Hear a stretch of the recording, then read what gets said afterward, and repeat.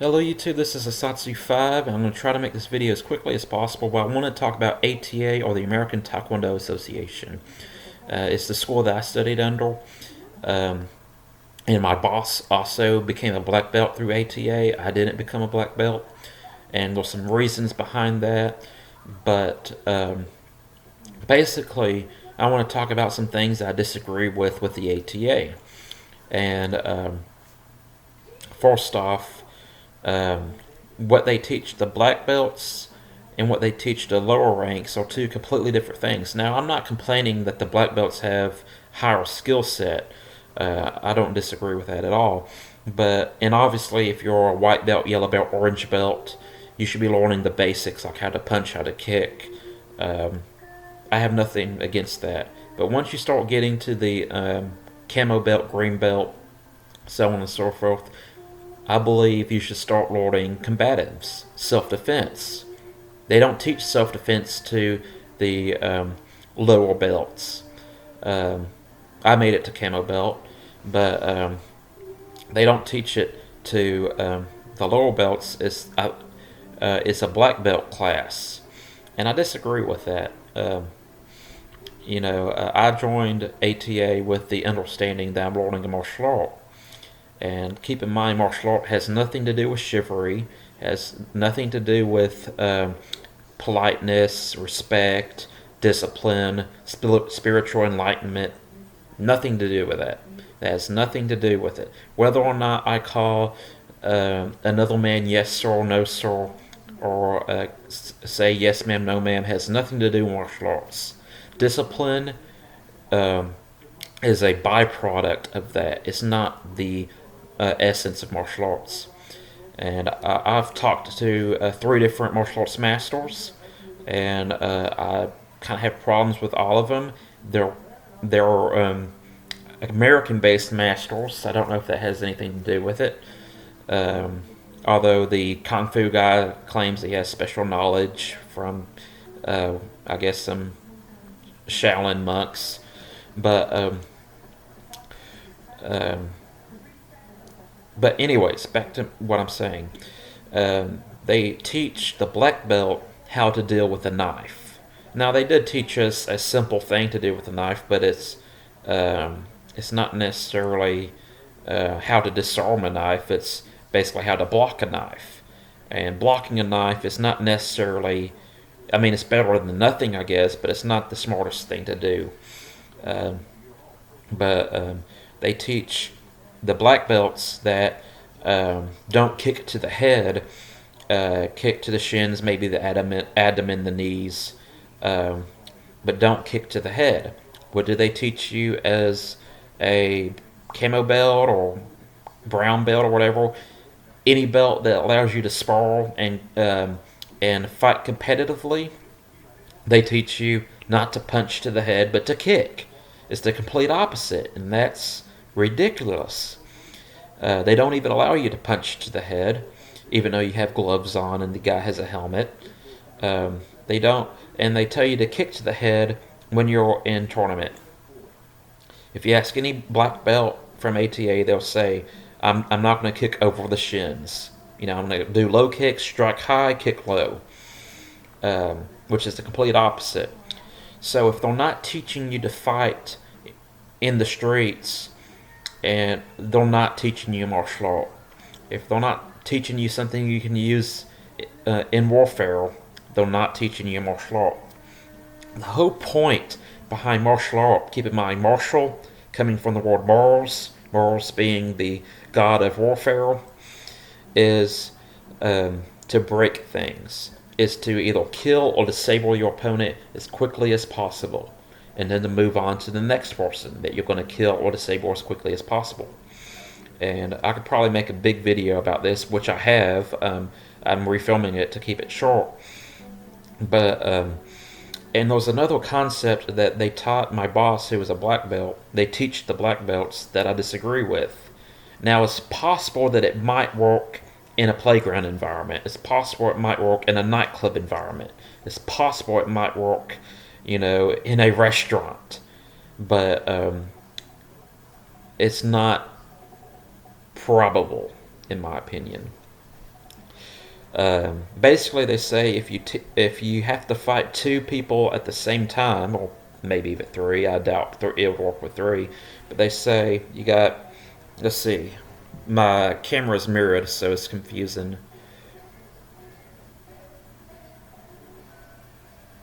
Okay, I got these two guys. This is me. This is this. This is the weak guy, and this is the strong guy. And they say if you're having to fight two people, that you don't fight the strong guy, you harass and fight the weak guy that you think you can beat. And you keep the weak guy between you and the strong guy. And you basically you harass this guy and keep him as a human shield against this guy. And I disagree with that. Like I said, if you're on a playground, it might work. If you're in a nightclub, it might work. But the whole concept behind this is that, statistically speaking, um, if a fight lasts longer than, let's say, a minute and a half, someone will come along and break up the fight. And I'd like to know where they get those statistics, um, because I'd like to look at them. But yeah, my thought process is if you have the one guy and the two guys, you're trying to keep the weak guy between you and the strong guy. But if they both attack you in unison, well, you're screwed. Um, Using this method, if you um, if you're on the streets and there's no one around, let's say you work the night shift and you're walking to your vehicle, walking home, walking to your apartment, you can't you can't hope and pray that there will be a police officer or a good Samaritan there to help you. That's the whole concept behind having a concealed handgun, is that when seconds count, police officers are minutes away. Using that thought process, using that logic, harassing the weak guy and using him as a human shield to keep the strong guy away from you is asinine. Because one, help may never come. Two, they attack in unison, and you can't keep one guy. If they're side by side and not one behind the other, then you're screwed. The best thing you can do is to be very aggressive, take out and kill the first guy, or kill or disable the first guy, kill, disable the next guy. And I'm not promoting violence in any sense. I'm just saying if you're defending yourself, the whole goal of behind surviving a violent encounter is to stop the threat. And there's two ways you stop the threat. You either disable it or you kill it. That's just the ugly truth behind it. So when police officers are minutes away, or when seconds count, police officers are minutes away. That counts for good Samaritans. Not to say that keeping the weak guy between you and the strong guy can't work, like in a nightclub situation, which would be difficult because it's very crowded. Or on the playground where a teacher can break it up. A playground would be a good example of it can working, but it's not a good strategy. And I don't know where they get the statistics from, but it's not a streetwise thing to do. Um, the whole point, like I've seen on YouTube this Russian MMA competition where they have five MMA fighters versus five MMA fighters. They attack at once in the same arena. As soon as one uh, taps out one guy, and then you have two guys attacking one guy, and then you have three guys attacking one guy. Um, once that domino effect happens, it's very difficult to stop. So, like, your whole point is to end the violent situation as quickly as possible. You knock down one, you knock down two. Sometimes you have to knock down two at the same time. Is it difficult? Yes. Is it not likely? Yes. Is it improbable? Yes. But is it possible? Yes. Ernest Emerson, I have a lot of respect for the guy. I think his knives are overpriced, but he says aggression has won more battles and won more fights than any technique. I know Minamoto Musashi would disagree with that, but and I tend to agree. During World War One, in the trenches, you didn't have guys squaring up trading blows.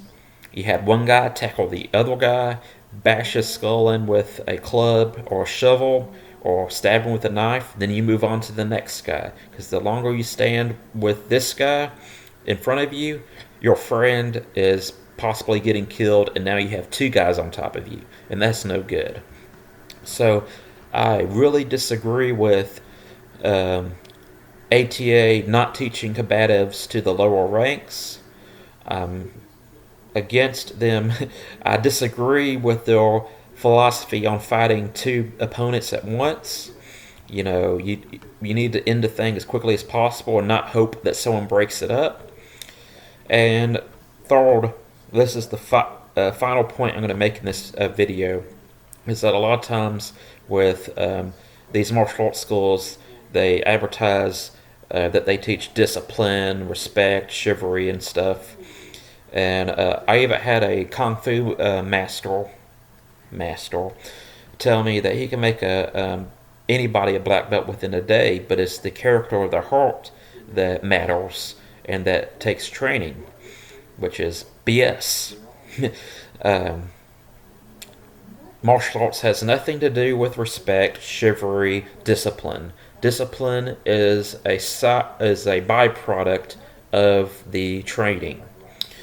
Respect is something that you pick up when you're learning the morals of why you fight, the respect for life, the